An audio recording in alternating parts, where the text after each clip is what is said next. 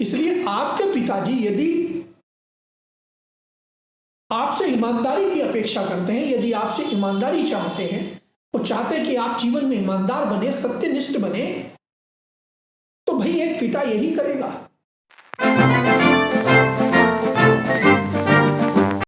नमस्कार दोस्तों, सवाल जवाब की इस नई कड़ी में आपका स्वागत है। मैं हूं योगेश संपत।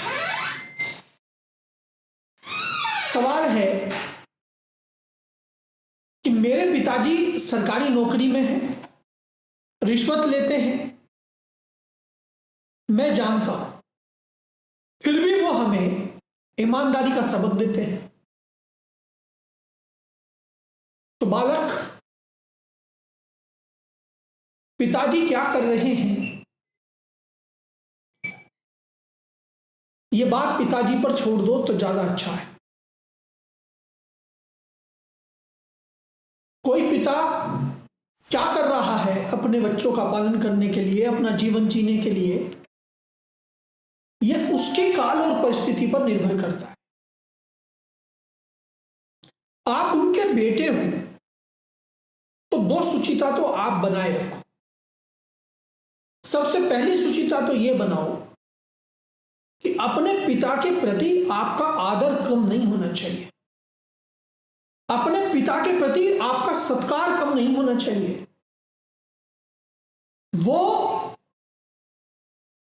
अपने कर्मों में, अपने जीवन में यदि वो भ्रष्टाचार कर भी रहे हैं तो उसका भुगतान उनको जीवन में जरूर करना पड़ेगा, ये वो भी जानते होंगे और सब जानते हैं।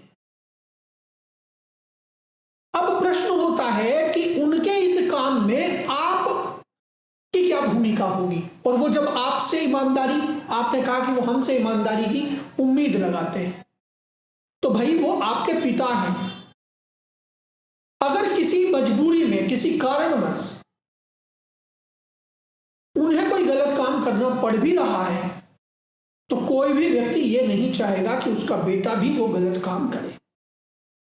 इसलिए उनका आपसे ईमानदारी की उम्मीद बनाना या आपको ईमानदारी का सबक देना उनका नैतिक कर्तव्य है। हां, उन्हें अपने कर्मों का जिस दिन भान हो जाएगा, उन्हें जिस दिन इस बात को की पीड़ा उनके हृदय पर लग जाएगी कि मुझे अपने परिवार को ईमानदारी से पालना है, मुझे भ्रष्टाचार नहीं करना है, वो छोड़ देंगे। लेकिन कोई कितना भी वैसा हो, व्यक्ति हो जो जीवन में स्वयं मजबूरीवश गलत काम कर रहा है, वो भी अपने बच्चे को गलत रास्ते पर चलने की सलाह नहीं देगा। इसलिए आपके पिताजी यदि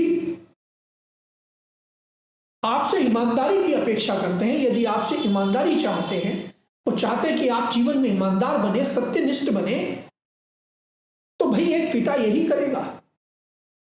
लेकिन आप पुत्र हैं, आप उनके दोष ज्यादा मत देखिए। हां, एक काम आप कर सकते हैं और वो काम ये है कि आप उन पिता की जो आय है, या उनके पिता ने, आपके पिता जो भ्रष्टाचार की चीजों से या भ्रष्टाचार से जो पैसा घर लाते हैं, उससे जो सुविधाएं वो घर जोड़ रहे हैं, आप उन पर प्रश्न चिन्ह उनसे उठा सकते हैं, हाथ जोड़ के कह सकते हैं कि पिताजी आप ये काम अब छोड़ दीजिए, हमें अतिरिक्त विलासिता की आवश्यकता नहीं है। यदि आप अपने बच्चों के लिए ये सब कर रहे हैं तो हम बच्चों को इतनी आवश्यकता नहीं है, हम अपनी गुजर बहुत मध्यम तरीके से भी जीकर अपनी गुजर कर लेंगे। आप हमारे लिए भ्रष्टाचार मत करें।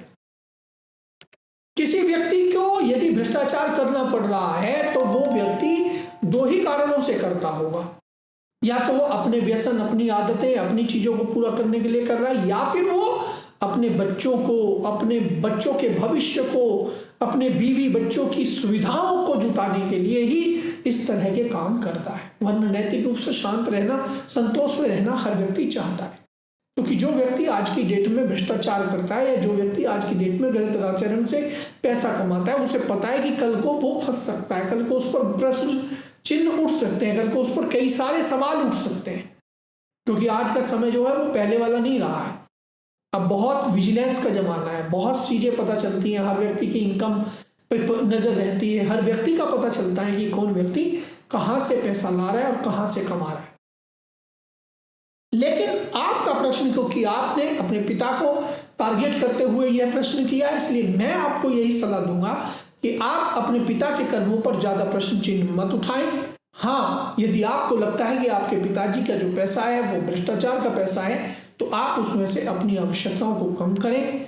और आप, जैसा कि भाषा से लग रहा है कि आप थोड़े बड़े हो गए हैं, तो अपनी जो जेब खर्च है, आप ये कर सकते हैं कि आप अपनी जेब खर्च के लिए कोई पार्ट टाइम काम करें, कुछ भी इस तरह का करें जिससे कि आपको अपने पिताजी की जो वो भ्रष्टाचार की कमाई है, जैसा कि आपने कहा, तो आप अपनी लाइबिलिटी को उन पे से हटा लीजिए। आप उस पैसे का या उन सुविधाओं का कम से कम उपयोग करें, अगर आपको ऐसा लगता है। और यदि आपका प्रश्न ऐसा है कि नहीं, वो खुद लोग भ्रष्टाचार करते हैं, हमें ईमानदारी का सबक सिखाते हैं, हम भी भ्रष्टाचार करेंगे, तो भैया आप भी करके देख लो। जब आपको पता है कि भ्रष्टाचार का रास्ता गलत है, तो फिर आपके अंदर उस भ्रष्टाचार के रास्ते पर, उस गलत रास्ते पर चलने का आकर्षण लैस मात्र भी नहीं आना चाहिए। 0% भी आपके मन में ये बात नहीं आनी चाहिए कि मैं कभी एक गलत आचरण पे जाऊं।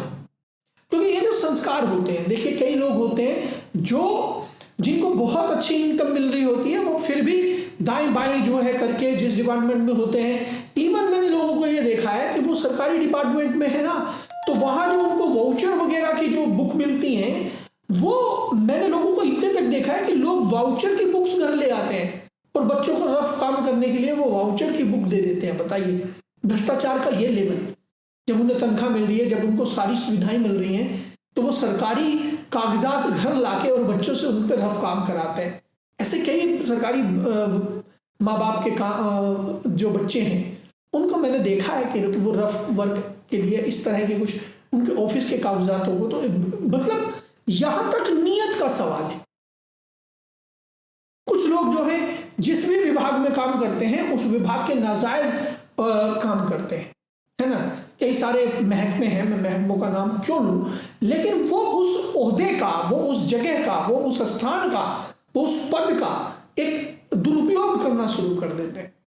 ऐसे में क्या होता है कि वो जीवन भर उनको लगता है कि नहीं, बस 20-25 साल, 40 साल, 50 साल नौकरी करनी है और उसमें जितना हो सकता है अपने भविष्य के लिए जुटा लो। लेकिन ऐसे में आप भविष्य को नहीं जुटा रहे हैं, आप अपने कर्म तो खराब कर रहे हैं ना। आपको वहां नौकरी करने के लिए गए हैं, आप अपनी नौकरी से भी ईमानदारी से जीवन को खड़ा कर सकते हैं, अपने काम को अपने काम से और अपने जो कुछ आपको मेहनताना मिलता है, आप उससे भी अपने जीवन को बहुत ऊंचाई तक ले जा सकते हैं। भ्रष्टाचार करने की जरूरत नहीं है। ईमानदारी, संस्कार, यही तो संस्कार होता है कि आपके सामने किसी के करोड़ों रुपए भी पड़े रहे तो आपके लिए वो मिट्टी के समान हो, आपको उनके प्रति जरा सा आकर्षण ना हो, पड़े रहने दो, जिसके भी हैं, हमारे नहीं है, हमने कमाए नहीं। तो ये वाला ये आदर्श सा जीवन है। हालांकि इस लेवल तक जाना बहुत कठिन काम है, और जीवन में ना परीक्षा की घड़ी तभी आती है। एक व्यक्ति है कि मैंने आज तक जीवन में भ्रष्टाचार नहीं किया। अरे भाई, क्यों नहीं किया, इस पर बात है। हो सकता है कि आपने आज तक भ्रष्टाचार इसीलिए ना किया हो क्योंकि आपको भ्रष्टाचार का अवसर ही नहीं मिला। आप जानते ही हैं कई लोग ऐसे हैं जो ईमानदारी और भ्रष्टाचारी और ये भ्रष्टाचार कागज लहराया करते थे। आज उन पे किस तरह के प्रश्न चिन्ह उठ रहे हैं, आज उन पर किस तरह के इल्जाम लग रहे हैं। तो जब तक आप भ्रष्टाचार करने की स्थिति में नहीं हैं, यदि आप ऐसी स्थिति में जहां आप भ्रष्टाचार कर ही नहीं पाते और आप ईमानदार हैं, अपने आप को ईमानदार बता रहे हैं, तो आप पूरे ईमानदार नहीं हुए, मजबूरी में ईमानदार हो। अवसर ही नहीं है भ्रष्टाचार करने का, अवसर ही नहीं है किसी से 2 पैसे अतिरिक्त ले लेने का। लेकिन ईमानदार व्यक्ति वही है कि जिसके पास अवसर भी हो, जिसके पास पूरी की पूरी सुविधाएं हो, जिसको लोग देने के लिए तैयार बैठे हो अपना काम निकालने के लिए कि मेरा ये काम करवा दीजिए, इतने पैसे ले लीजिए, वो उनको मना कर दे और अपने कर्तव्य की परायणता पर निर्भर रहे, अपने कर्तव्य की परायणता पर अडिग रहे, तो ऐसा ही व्यक्ति श्रेष्ठ होता है। आज के इस एपिसोड में इतना ही। कल फिर मुलाकात होगी एक नए सवाल के साथ। तब तक मुझे दीजिए इजाजत। नमस्कार।